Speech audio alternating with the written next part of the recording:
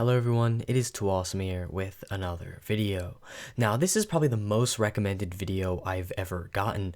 I was asked multiple times to watch and review this show and I did. Plus you all voted to see this video first over on my Instagram at TooAwesome_reviews. So that's the video I made this week. So this is the Wonder Egg Priority review.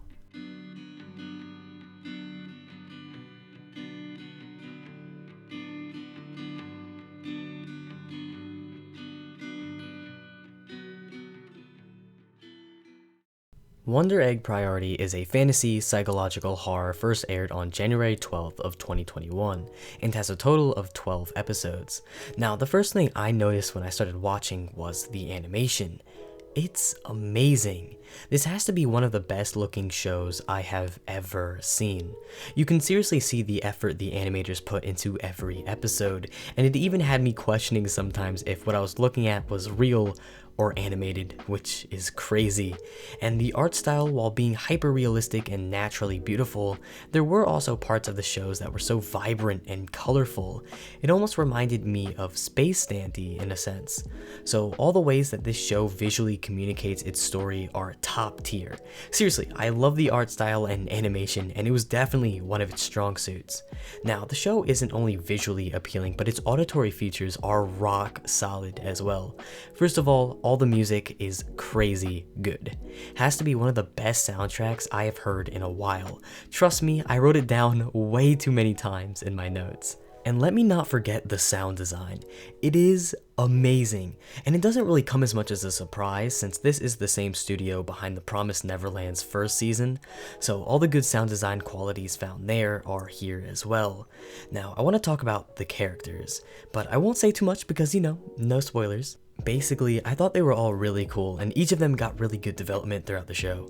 Learning about some of their backstories was really eye-opening, and a lot of the time you almost felt bad for them. And I think every character's backstory is pretty cool and has a little sense of realism that you may or may not be able to relate to fully, but there still could be hints where you feel similar. Except for her. Sorry, I wasn't the biggest fan, and a lot of the stuff linked to her was the weakest in the show, and almost dragged it down for me a little. And let me talk about the character design, because look, tell me it's not well done. And that's not even going into the whole egg aspect, but yet again, I don't want to spoil it for you. But when I first clicked on episode 1, the best way to describe my feelings was that I was wonderfully confused.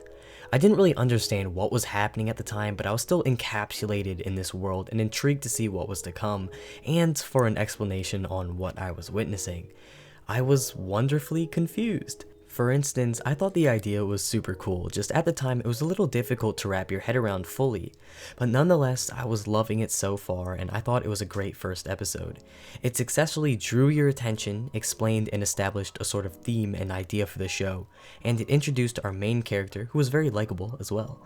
Everything you could wish for in a good first episode. Plus, I thought the bug was kinda funny. You were also shown the rules within the world without being explicitly told. I like this a lot, because the show doesn't treat you like a dumb baby having to hold your hand through every minor addition, but lets you carefully observe how the world works and how our main protagonist navigates it. And the show put a smile on my face almost all the time, except when fighting. The things the characters fight are really gross and you grow to despise them just because of how realistic they can be. I'm trying to stay as vague as possible because I feel like this show is at its best when you didn't really know what was happening but you were just there along for the ride. Not to mention the show had a lot of elements of mystery as well to make it even more interesting than it already was. Look, I'm all for weirdness and interesting concepts and ideas, and the show is weird in a really good way, but I feel like episode 8 was just too much, and a lot was dropped on you at once. Not gonna say what, just telling you that it happened. Also, maybe this next point was just me, but it was a little hard to tell what was a flashback and what was in the present. This issue didn't come up all too much, but it did happen, although this may have just been a personal problem. It probably was. But this was a feeling I felt, and I'm sure a lot of others did or will too when watching, but when information was first introduced, I would be like, oh, why? And sometimes I wouldn't like it at first, but when they would explain it, I would be okay with it. Like for instance, was some really cool stuff, and I'm super intrigued even if I was a little on the fence when it was first introduced. But the show as a whole dealt with such an interesting idea in such a great way.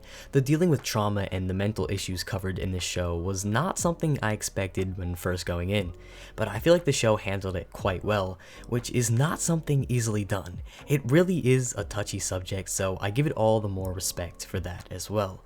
Also, I wanted to slip this in somewhere, but the show kind of reminds me of Love, Shunibyo, and Other Delusions. I probably butchered the name, but hey, this is what Google Translate said it's supposed to sound like, I think. But yes, no, is this just me? Maybe, but it just gave me that sort of feel.